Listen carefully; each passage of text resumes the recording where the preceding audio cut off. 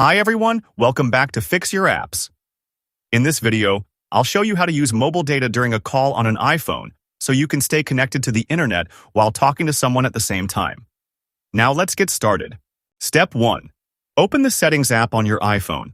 This is where all the essential controls for your device are located. Step 2.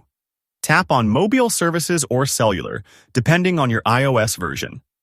This will open the mobile network settings. Step 3. Select Mobile Data Options.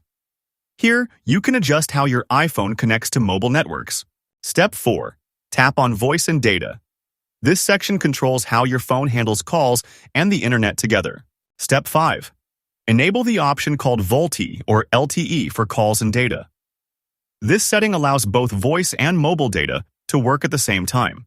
Step 6. Go back to the main settings screen by tapping the back arrow at the top. Step 7. Scroll down and tap on Screen Time. This helps manage device restrictions and app limits.